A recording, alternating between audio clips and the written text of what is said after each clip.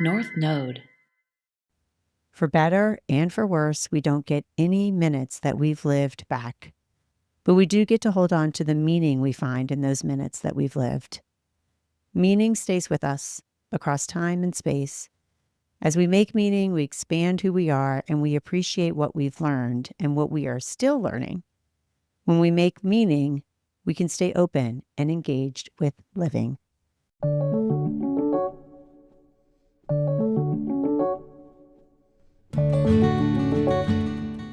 Hi, I'm Paige Nolan. Welcome to I'll Meet You There, a place where heart-centered conversations are everything.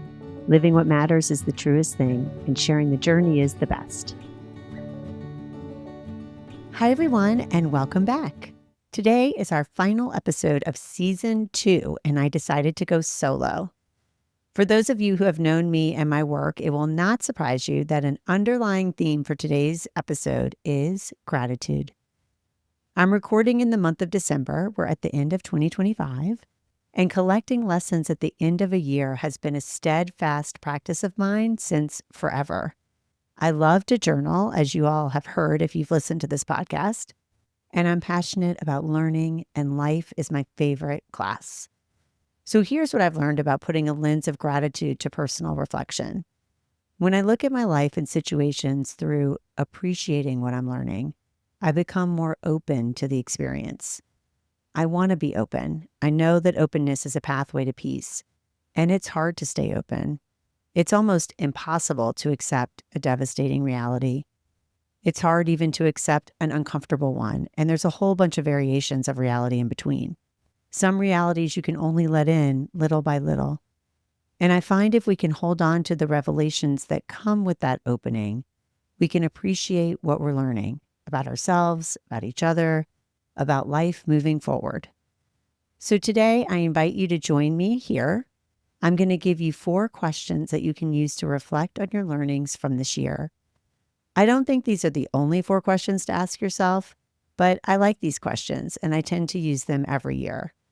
I'm going to share my answers to each one of the questions with the intention that it sparks some conversation within you. For better and for worse, we don't get any minutes that we've lived back, but we do get to hold on to the meaning we find in those minutes that we've lived. Meaning stays with us across time and space. As we make meaning, we expand who we are and we appreciate what we've learned and what we are still learning. When we make meaning, we can stay open and engaged with living. So here we go. The first question.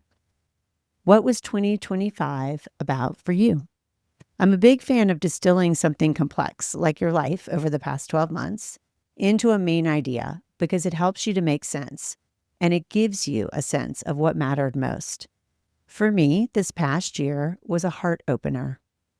Moving from the head to the heart is a journey we visit often on this podcast, really all the time. Almost every episode, I feel like there's some sort of theme or moment in the conversation that points to that idea. It's the ultimate journey of our lives. We don't do it once, we do it over and over and over.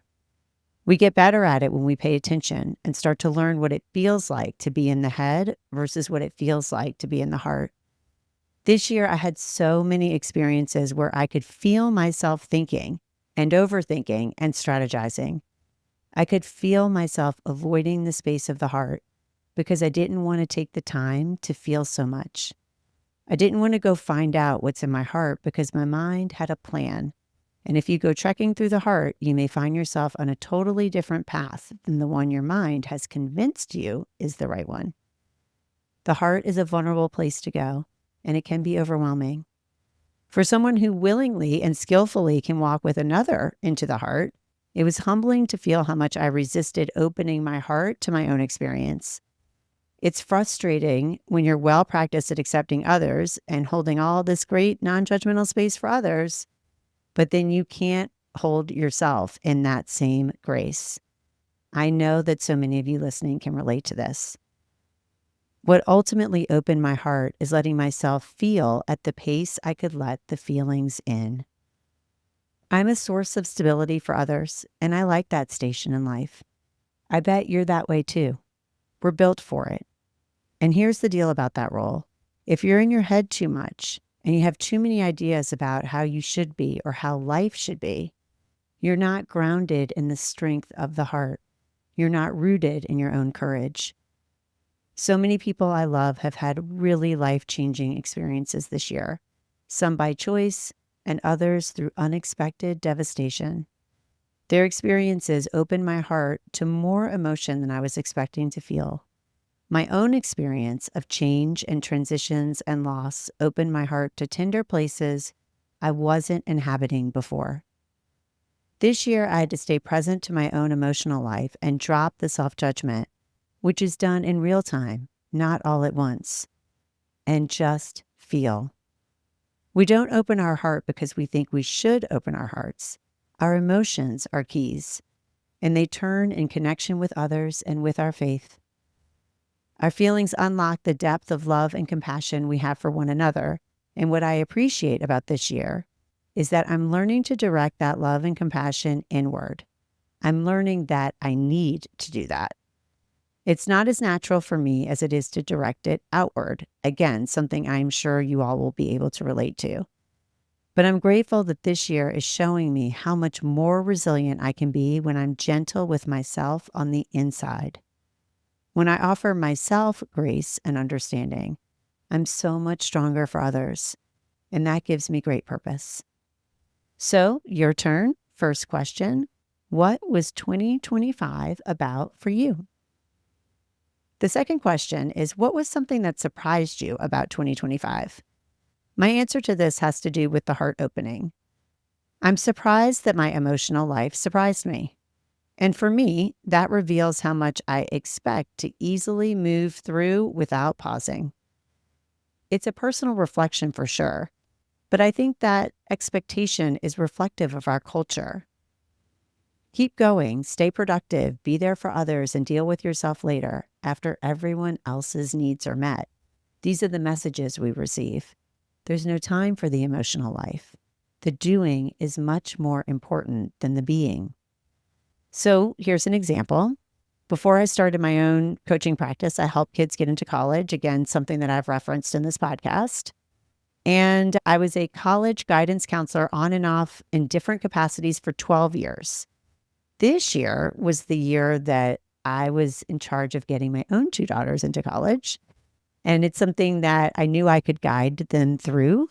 But what I underestimated was how much I would feel alongside the guidance I was offering about their future and the implications of their college choice on our family and our finances and all of it.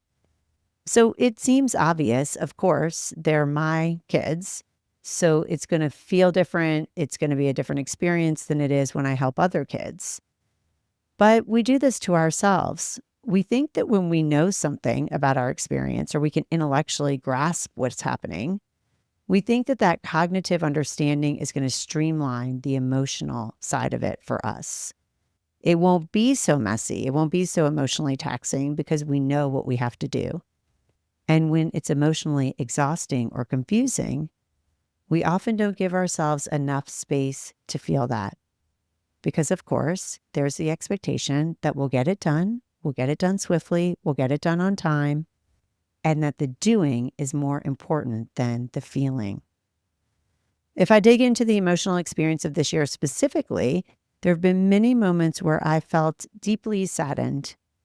I don't like to dwell on sadness. I touch it sometimes through books and movies and music, definitely poetry. I can touch it when other people share their sadness with me. But I realized when I got curious about my own sadness that I have a story about feeling sorrow. I completed this workbook called Choosing Wholeness Over Goodness. It's written by Elise Lunan and Courtney Smith. And the workbook prompts you to uncover the stories in your life. There's a bunch of different prompts and different ways that they invite you into that insight. And there's a chapter about sadness. It's through those exercises in that book that I uncovered a story I tell myself about sadness. And it goes like this. My sadness is weakness because if I can't handle what's sad to me today, how will I be able to handle something that's really sad in the future? Whatever sadness I'm feeling, it always could be worse. So I want to get out of the pitfall. It's not that sad. It's all good. At the root of that story is fear. It's my little brain's attempt to prepare, as if I ever could, for what bigger sadness could be coming my way. It's also a fear of getting too close to sadness. Will I come back from a big emotion? Is it self-indulgent to surrender to a big emotion? I'm practical by nature, and practicality can feel productive. The irony is, we know that feeling your feelings, moving through them without judgment, is crucial to emotional resilience. Emotional resilience is not about feeling less. It's about feeling what you feel and having the lived experience of what information that feeling gives you. I know this. We know this. But knowing this didn't open my heart to the sadness I've felt this year. Feeling sad did. And part of that was being surprised by it. Feeling the profound loss of the Pacific Palisades fire, knowing so many families, friends, and clients in that area of Los Angeles who were upended and still are upended and displaced by such a violent natural disaster. Feeling the profound loss of Braun Levy, the beloved 18-year-old son to our friends Jen and Dan Levy, and beloved nephew to our friends Sharon and Jason Hughes.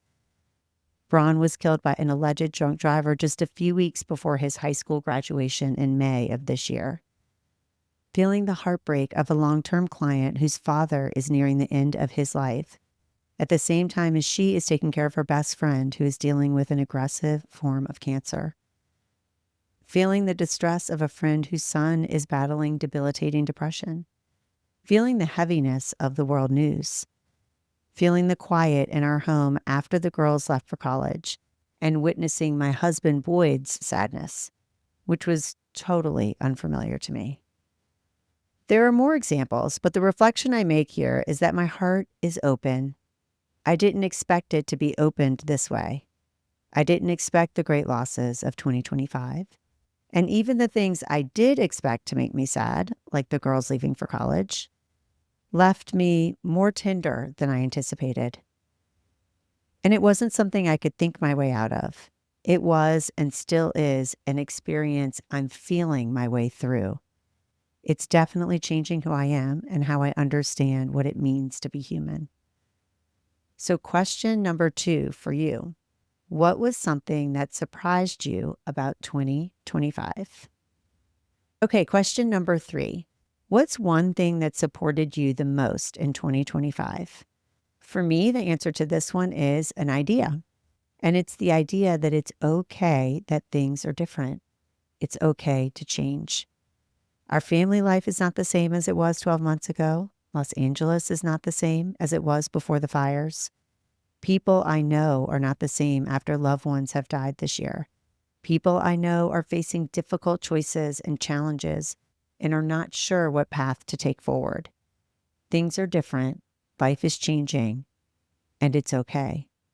Even when things are not okay, and so many things are not okay, young people dying in massive fires that take out thousands of homes, the fact that life changes us is okay because it is what life does.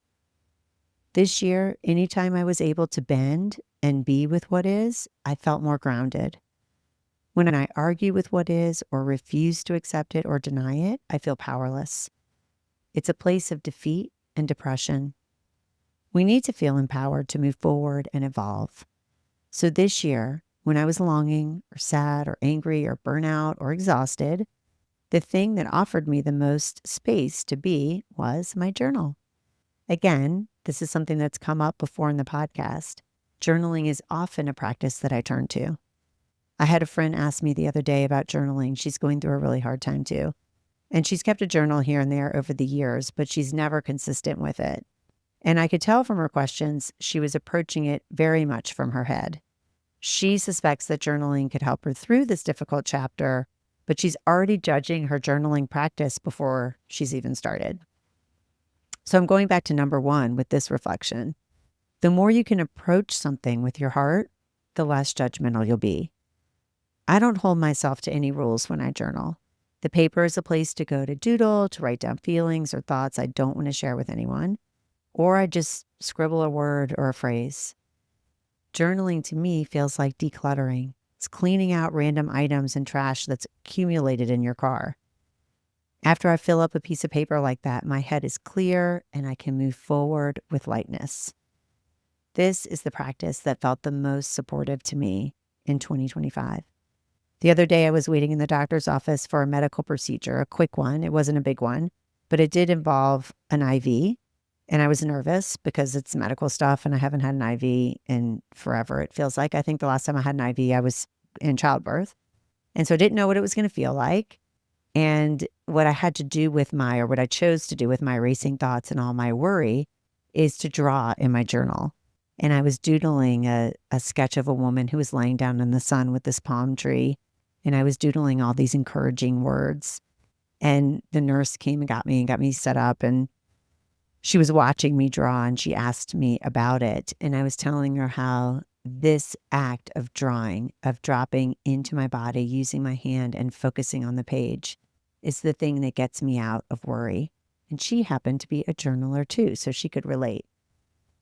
Anyway, it just led me to that idea of it's okay, because that idea of it being okay is inside your body. Your mind will fight with that idea, but your body has the truth and the reality that it's okay for things to change. It's okay that life is different. It can feel so strange at times, unfamiliar territory, but it's okay. And your body knows that. To let it be what it is and accept that it's a change is enough. Just that. It's plenty. So question 3 is, what's one thing that supported you the most in 2025? It could be a person, it could be a group of people, an experience, a habit, a routine, a place, or it could be, like in my case, an idea. The 4th question, what inspired you this year that you can take with you into 2026? For me, that answer is the power of connection in both community and friendship. That's what inspired me the most this year. I am absolutely astounded by the healing that happens in groups.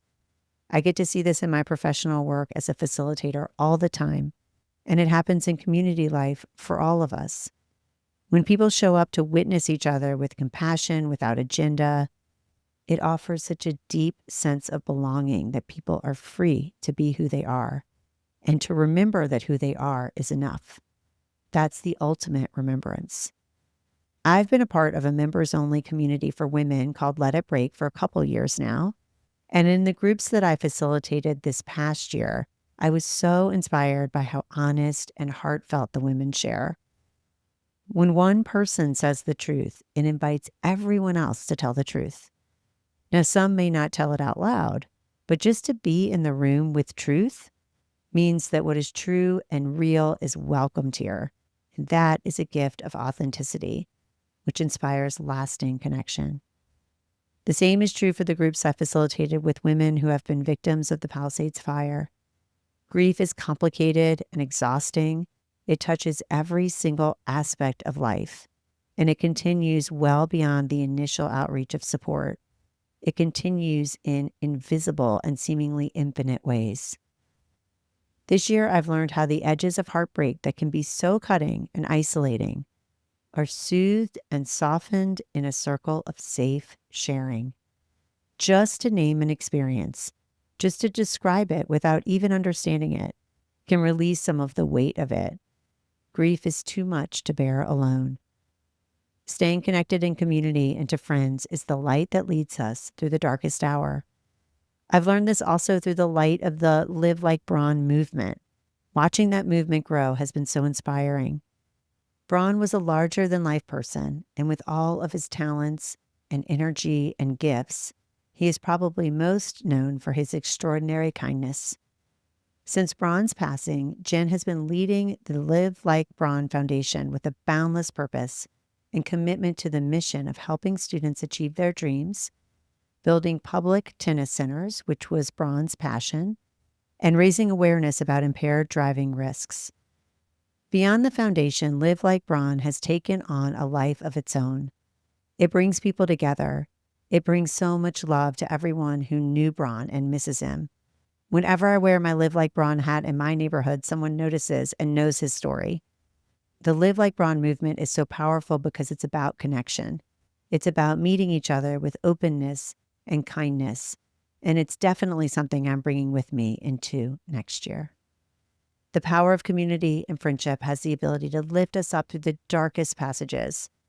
It inspires us because it brings us in spirit and invites us into the heart. There isn't a place in the mind where the devastating things that happen in our lives make sense. There just isn't a place.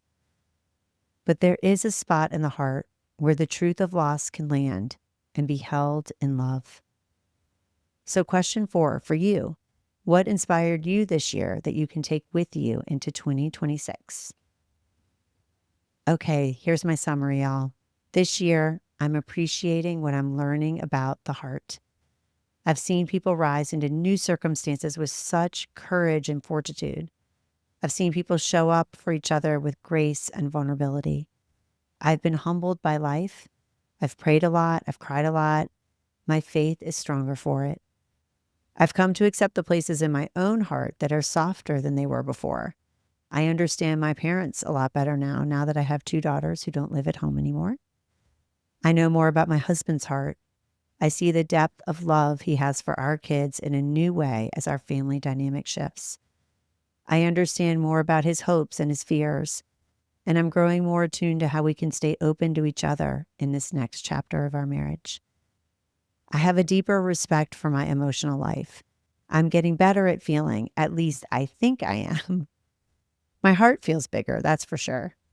My hope is real, and I'm going into the new year open, intentionally compassionate, and open. Okay, y'all, the 4 questions one more time. I hope you'll take some time and ask yourself, what was 2025 about for me? What was something that surprised me about this year? What's one thing that supported me the most this year? What inspired me this year that I can take with me into 2026? May your reflections lead you into some meaningful insights. Wishing you all a very happy and healthy new year, and I will meet you here again soon. Thanks to each of you for being here and for listening. I'm so grateful we get to share life in this way. As always, full show notes are available at paigenolan.com/podcast. There you will find a full summary of the episode, timestamps, and key takeaways, and any resources mentioned in our conversation. If you enjoyed this episode, I'd love if you would leave me a rating and a review. You can do that by visiting paigenolan.com/love. Your reviews really do help people to discover the show.